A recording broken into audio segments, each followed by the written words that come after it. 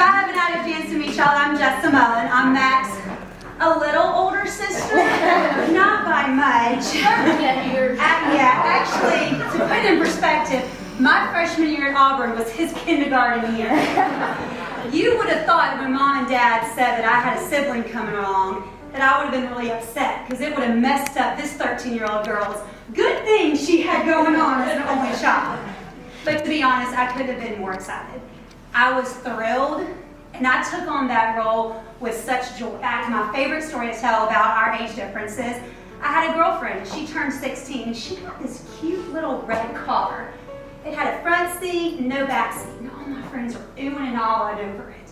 And I looked in it, and I said, where would you put a car seat? And my friends looked at me and said, well, most 16-year-olds don't keep a car seat in their car. But I did. And then I started hearing about this girl named Claire, and I would see pictures. And I was preparing myself to do this same thing, especially because she wasn't as much like me. She wasn't she wasn't from the deep south. She didn't have monogram earrings, monogram bracelets, monogram necklaces, monogram shoes, and monogram handbags. So I wasn't sure who this girl was without 10 things that were monogrammed on her at all times. When tragedy did hit our family, God opened my eyes to what was real important. Claire had never met me. She never met my mother. She never met any of us. But under the hardest times of our life, Claire came to be with Mac. God opened my eyes and showed me what was really important. And it was not monogrammed handbags. And it was not a southern accent. What was really important was how she loved my brother. And I saw how she loved my brother. And I sat down that night and I said, I'm so sorry. You're the one. She's the one that you're going to marry, I know. And I'm so excited that we're here today. My only regret is that you didn't get to meet my father. It would really help you explain even more. And if you think I'm good with the microphone, you should have seen it. But I know he would have loved you, and Mac, he's got the best seat in the house for tomorrow. And he is so proud of the man that you are. No, I'm sorry. Mother and I are so proud of you. And Daddy is so proud of you. He really is. In our family, we don't say sister-in-law. We say sister. So tomorrow, I gain a sister. And I could not be more happy that it's you. Because God really opened my eyes to show me that you are the one for him. And I thank you for loving him. And it's yours. But we know he's there. And we know he's in charge of all things. And he's ordained this marriage. And I just pray for his covenant between the two of you, and that it would be the most important thing to your lives, because I know that he is all, and he is who should guide and lead you in your future life and for your family. Y'all may not know, but I was born in California, in San Francisco. And I know this is hard to believe, but when we or kids would say to someone, yes ma'am, yes sir, that was smart out. That was a bad thing. So the first thing I met Mac, I think you must have called me sir 25 times. I wasn't quite sure what to make of it, but You're still smart. Who said I wasn't? thank everybody for coming. And Donna, thank you so much for this wonderful event. It's beautiful. I mean, it's fantastic. I met Claire 10 years ago. Yeah. So I was a sophomore in high school. Claire was a year older than me, so it was like I was hanging out with a cool girl who was a junior in high school. She actually met my dad for the first time. He would go up to everybody and ask you 100 questions. So of course, he went to Claire. She was walking to the bus, and he goes, hi, what's your name? Da-da-da. She goes, I'm Claire. And he said, oh, my daughter's name is Claire. Oh my God. So we went on the bus together, and that's how we became friends. 10 years later, we went through everything together. We went to different colleges, and then we moved in together in downtown Orlando. And she meets this boy named Mac. Mac and I have never really seen eye to eye, but we have grown to have a friendship where we just like don't talk about certain things. I would probably imagine. Yeah. I'm so happy for you guys, and And I have grown to love Mac so much because I know that he takes care of my best friend. And I'm so happy for you guys, and I love you guys forever and ever. The boys used to stop at my house. I came literally right to my house for me to look at their injuries. And one of the times, while Mac was there, David brought me this bouquet of flowers for treating him or seeing him at the house. And Mac was like, So I treated him, and then he left. And about 5 minutes later, he comes back to the house, and he hands me this handful of wildflowers. Miss Lauren, you know this was from me, because Miss Nancy bought it. So Claire gives you wildflowers from the garden. Know that it's very special and from the garden. And thank you for Claire and I. I know you guys are like, yes, they are. Y'all are not going to get up and say anything. He's going to end this thing.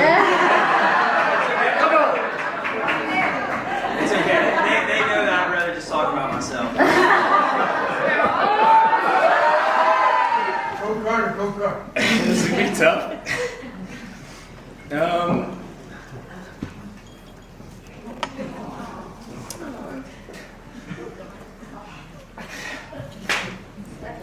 I didn't think it'd be this stuff. So Mac and I have known each other literally since we were born. Our moms were pregnant together. It was honestly the best friendship that I could ever ask for.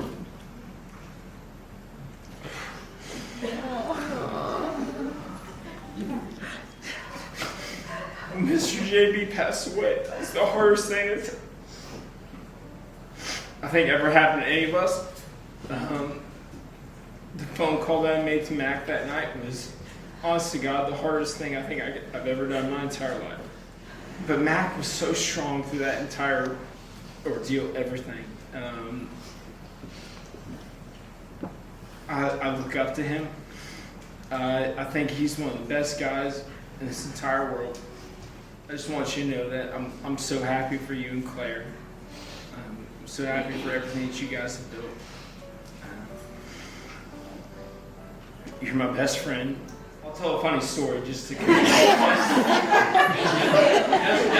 to lighten the mood a little bit here. So I played football, and we all thought we were the best athletes, you know. And we all thought we were the best thing that was to, you know, walk through Fort Walton Beach High School. So we're losing, and I don't remember exactly what the play was, but something happened, and Matt got called for a foul.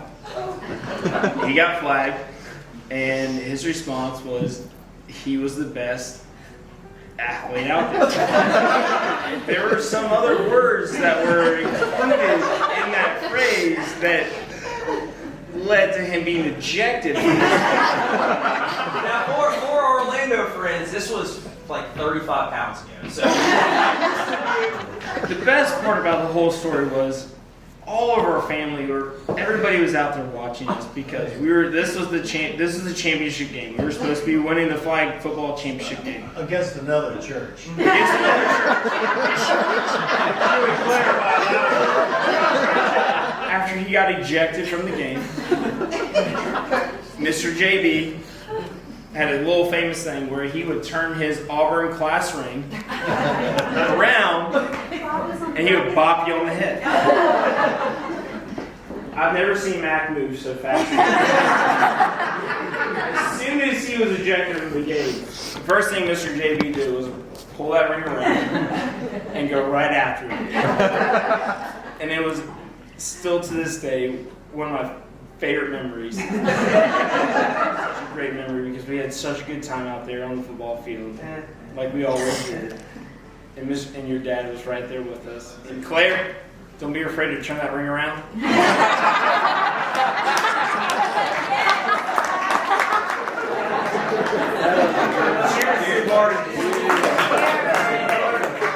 Thank you for all coming tonight. All of grandsons and bridesmaids and first parents, we so appreciate you being here. To our Destin family, you know, they say it takes a village to raise a child. Well, during this rehearsal dinner process, it's taken a village to raise Donna. Claire, welcome to the Destin family. We love each other with all of our hearts, and we're so excited to have you as a member of our family. Claire and I we're very happy to be here. I appreciate everything that y'all mean to us, and really, truly, and as much as I laugh, this will be my only time to get to speak. So I don't think Claire really was there for me. Oh. Claire was there when I got all these phone calls and everything, and it was real special to all of us. And Claire being there when all that happened, you know, she drove up to Destin with 4 guys she never met before. And y'all don't know, that's a long ass drive. We got out there at the Leofow's lot where we all learned how to drink, and they